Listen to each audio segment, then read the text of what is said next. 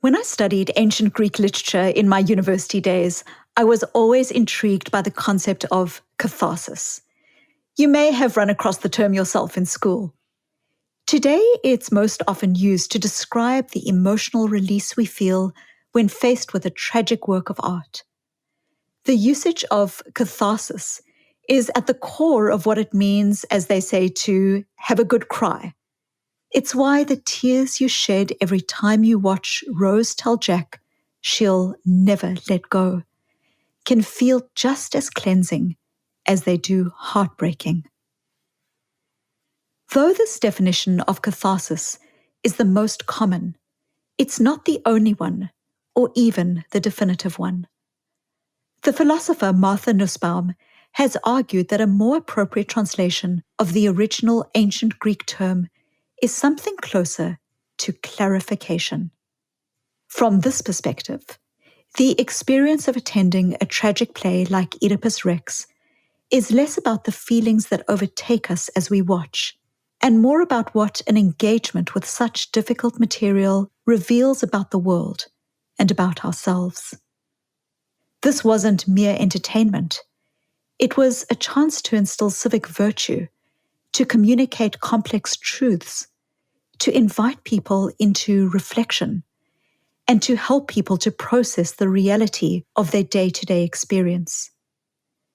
There was even a special set of characters, the chorus, who served as a critical voice, shepherding the audience through the plot and providing commentary to help them to interpret and understand what they were seeing. Even as none of us can currently venture out to see a play right now, we are all enduring tragedy on a scale that is large enough to shock even the master playwrights of yore. The illness, the death, the economic instability, the uncertainty about the future, it can all feel so overwhelming. But it can also be as clarifying as any play to grace an Athenian amphitheatre. These circumstances offer us the opportunity, perhaps even the imperative, to define the values that are most important to us and to make choices that move us closer to the lives we want to live. This is Checking In with Susan David. For many of us, any mention of values is enough to summon unpleasant memories of Sunday school lectures or parental scoldings.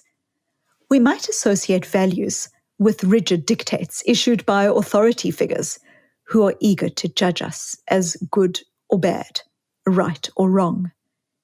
These aren't the kinds of values I'm talking about today.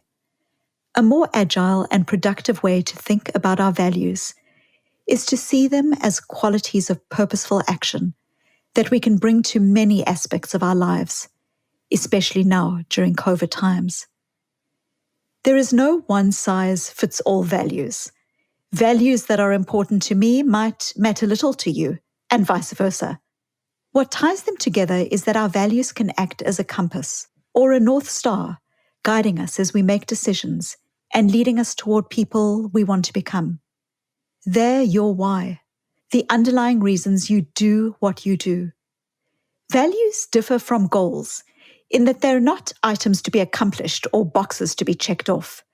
They are ongoing, helping us to move forward even as our circumstances change. Any list of possible values is bound to be woefully incomplete. They are as varied and individual as the people who hold them. Loyalty, reliability, creativity, wit, excitement, intellectual stimulation, social conscience, being present as a parent, partner, or friend. There aren't any wrong answers here. In the first episode of this podcast, I discussed how values can help us make choices even during more normal times.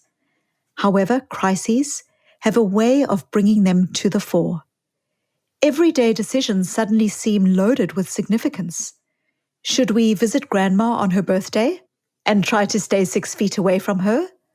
Or postpone until some indefinite point in the future? Should I ask my employees to show up for work this week, this month, this summer? Further, the pandemic has viscerally changed all of our lives. And moments of profound change often lead us to think about the big picture. With mortality now so close to the surface, it's natural to consider whether we're happy with the way we've been living our lives. And given our mass unemployment and uncertain economic prospects, millions suddenly have had to rethink their plans and expectations for the future. Many, many people are considering what's important to them right now. If you're one of them, a great way to identify your values is to set aside some time each evening, just a couple of minutes, to write down everything you've done that day that feels worthwhile, and then to figure out which value each resonated with.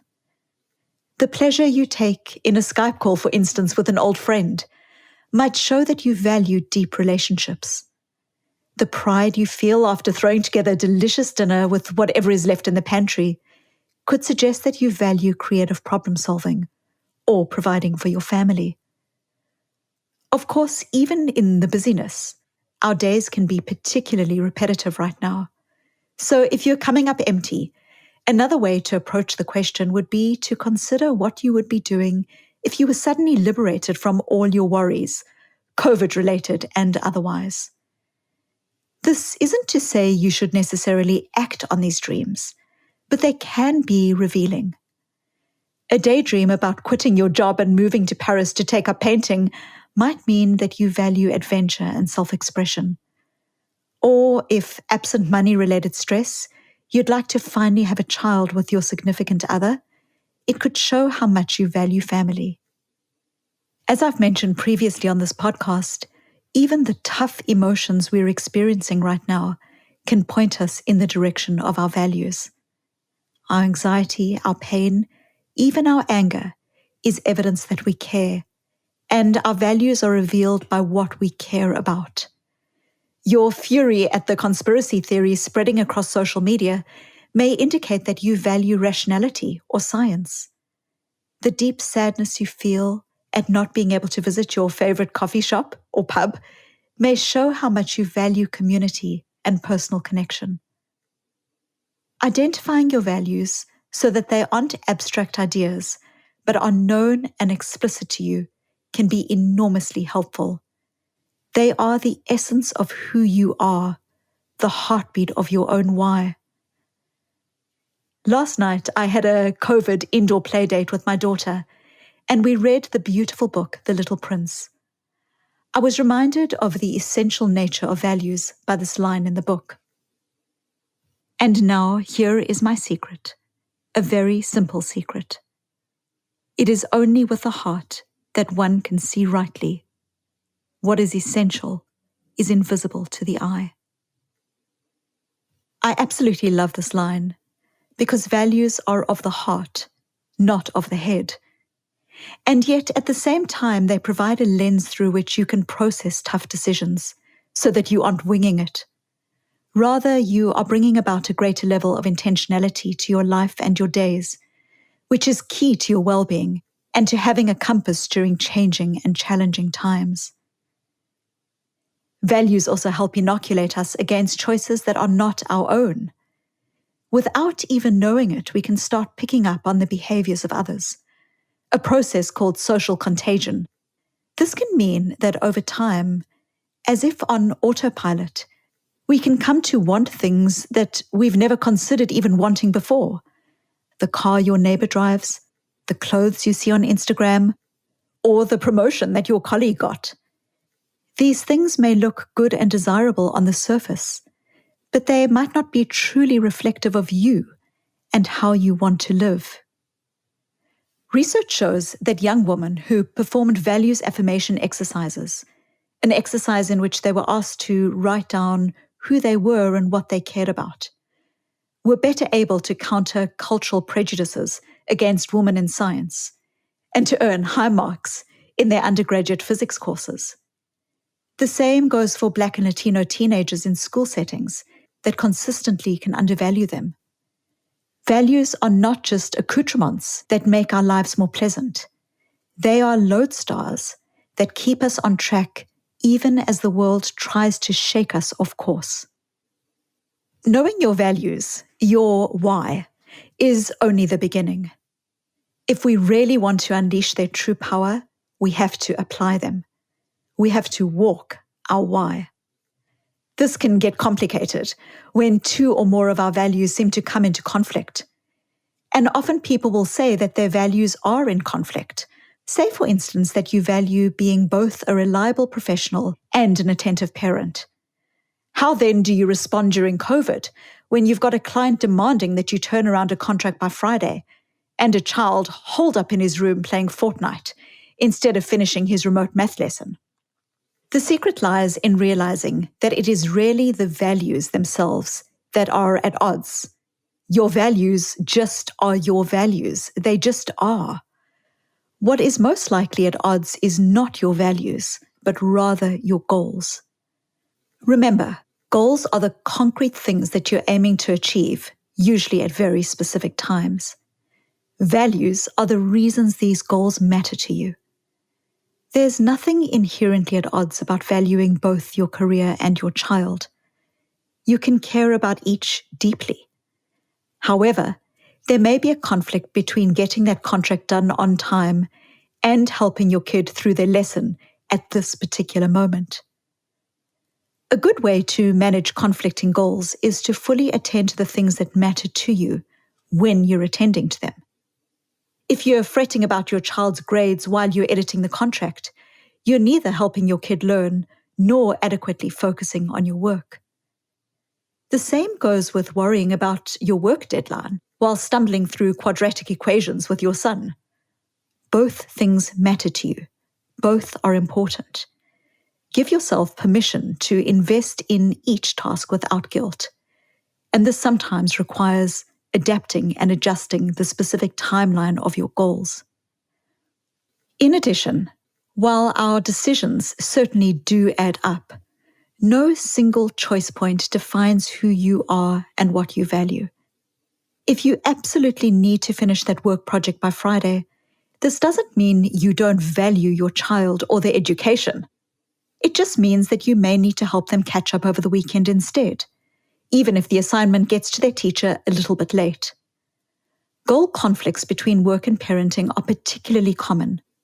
But this kind of flexible thinking can be applied to whatever situation you're facing. If a friend lost a parent to the pandemic and is in desperate need for a comforting hug, it may feel as if your values of friendship and health are at odds. Here too, though, it's really the goals that are conflicting. The goal of communicating care through physical touch runs against the goal of maintaining social distance. In situations like this, emotional agility can be your greatest asset.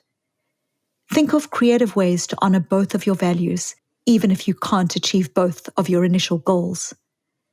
This may mean letting your friend know that you're open to extended Zoom calls whenever they need you, or sending over a treasured blanket or childhood stuffed animal to provide some of the tactile comfort you can't offer right now. It's helpful to come to terms with the fact that balancing goals won't always be easy.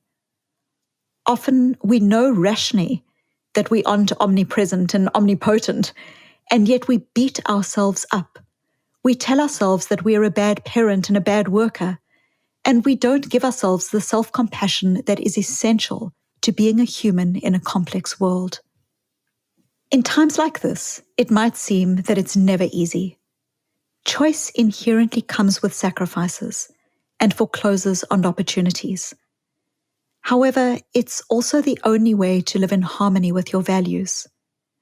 To truly walk your why, you must make the decision to take each step forward with your values in mind, and to also sometimes let go of goals that might not be achievable in the here and now, because they are in conflict, because it's simply not possible to be in two places at once, and because you're human, and therefore not omnipotent or omnipresent. Grant yourself the permission to let go with kindness, with grace, and with dignity. Living your values or walking your why will not bring you a life free of difficulty. We all face dilemmas, now it seems more than ever. And no matter how solid our beliefs and regardless of our specific decisions, moving towards your values isn't always fun or easy, at least in the moment. If you're socially anxious, for example, and feeling a little lonely, and a friend invites you to a Zoom party, the easiest response might be to send your regrets and stay in bed. But if you truly value friendship and let those values guide you, you'll make a move towards the value and say yes. And when you click onto that Zoom call, you might experience another bout of discomfort, more than if you had stayed under the covers. But that initial discomfort is the price of admission to a meaningful life. I recall a profound interaction I had with Jane Goodall, the famous primatologist. She told me that at a certain point in her illustrious career, which she had devoted to conservation and to animal welfare, she went through a period in which she cried frequently. She later discussed this with a friend, who asked her why she thought she'd been so sad. And I said something which really startled me, said Jane. It had never really come to my mind before. I said, I think I was crying because I knew I was giving up the right to feel selfish. That's what I said to her. Isn't that strange? A colleague of mine described the dilemma this way. Your mind says, hey, I thought if I did this values thing, I wouldn't feel so bad or so conflicted after making a choice. But the simple fact is, you still have to choose. There is loss inherent in any choice. You give up the path not taken, and with any loss comes a certain amount of pain, sorrow, and even regret. The difference is that you will have a real investment in it that will help you to navigate with agility through those difficult emotions. Even if your choice turns out to be wrong, you can at least take comfort in knowing that you made the decision for the right reasons. You can show up to yourself with courage, curiosity, and self-compassion. Lately, I've been doing a lot of reflection about what's important to me, and I've been thinking about a colleague named Linda. Linda was diagnosed with ALS, also known as Lou Gehrig's disease. It's always difficult to watch someone you care about suffer, but it was especially hard with Linda. She was so full of love for her family, her community, and for simple pleasures like dancing. Linda loved dancing, and the disease stole that from her. But Linda knew who she was and what she valued. And the one thing that she valued deeply was human connection. Until almost the very end, she used social media to maintain those connections. In one of her final posts before she went into hospice, she wrote, I plan on taking this quiet time in that sacred place to think about my life and my death. I feel lucky.